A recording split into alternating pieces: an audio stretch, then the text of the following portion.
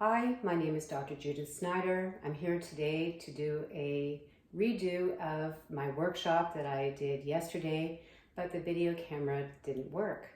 So here's my presentation once again. I don't have an audience, but I did yesterday. So my presentation is on gastroesophageal reflux disease. This is potentially a life-threatening problem that can be managed very effectively with diet, lifestyle, and overall stress management. So the dietary aspect that we're going to talk about today involves what the foods that you want to avoid are, as well as some healing foods. Then we'll be going into the kitchen and I'll be demonstrating some easy and delicious recipes that can be eaten with for anybody that wants to help reduce the symptoms of GERD and overall inflammation.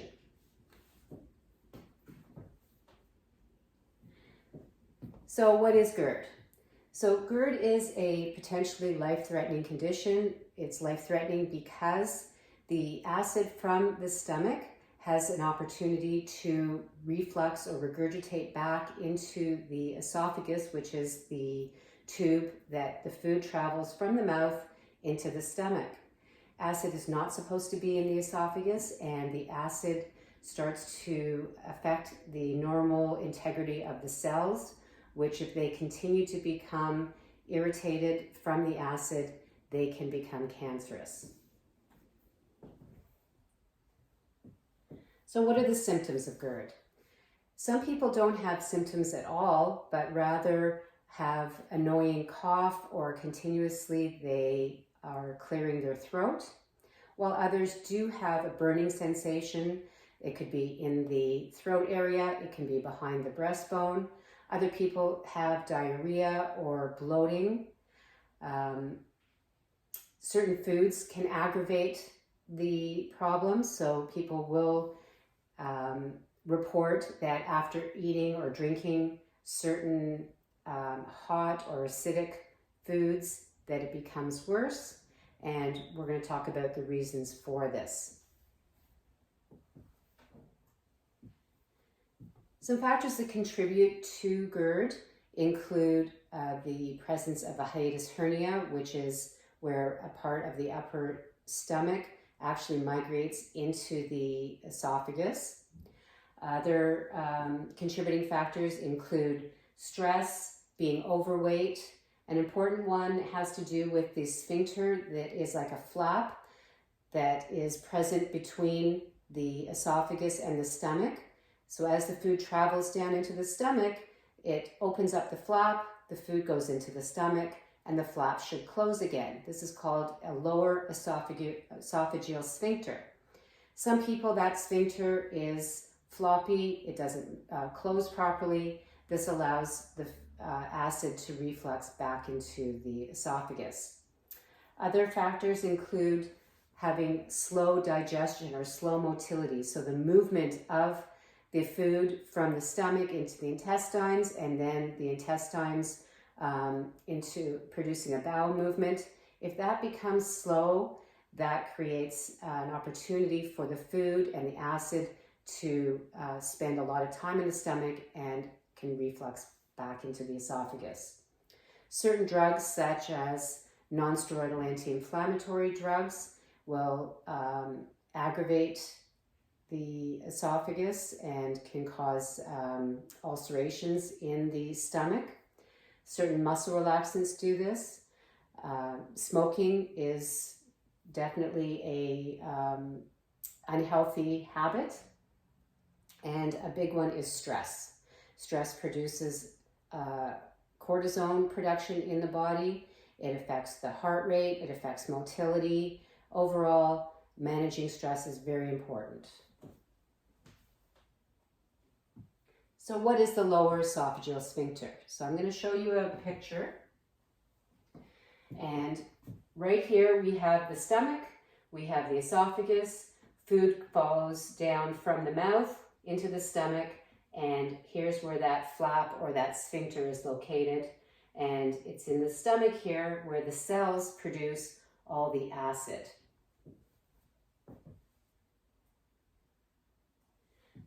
So what about drugs that stop acid production? A common class of drug is called a PPI, a proton pump inhibitor.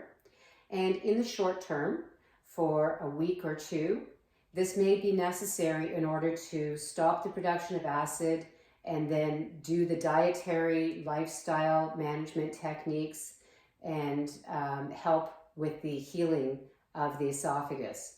These drugs, however, were never meant to be taken for the long term.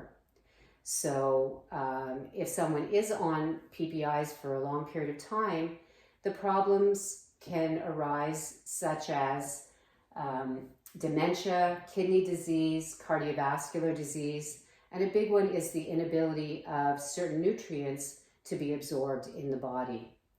The idea is that if you have to be on a PPI, we need to keep it to a very short term, and then the dietary modifications take over for the long term. So what are the foods that we want to avoid when we have GERD? Anything that causes inflammation is a problem. So foods that cause inflammation include red meat, alcohol, wine, beer. You want to avoid anything that irritates the inflamed cells in the throat. So spicy foods, citrus, tomatoes, tomato sauce. We want to avoid caffeine, coffee, chocolate. And as far as motility is concerned, so how fast the food is moving from the stomach and out, anything that is fatty foods, fried foods, nuts and seeds, these will slow down motility, and these need to be minimized or eliminated. So what can you eat? There's a multitude of foods that can be eaten with GERD. These include low-fat foods, legumes, whole grains that are gluten-free, anti-inflammatory foods, meaning that you're gluten-free, dairy-free. You can use spices such as ginger, curcumin that are anti-inflammatory. Lots of colorful vegetables and fruits and whole grains that are non-gluten. For fiber, to keep the motility moving, you can have soluble fibers such as oat, lentils, peas. Again, fiber is found in flax seeds and chia. It's also found in psyllium husks. And all sorts of animal proteins if you are eating animal proteins, so fish and turkey and chicken and bison. These are all very helpful and can be part of a healthy diet. When it comes to lifestyle changes, we talked about stress.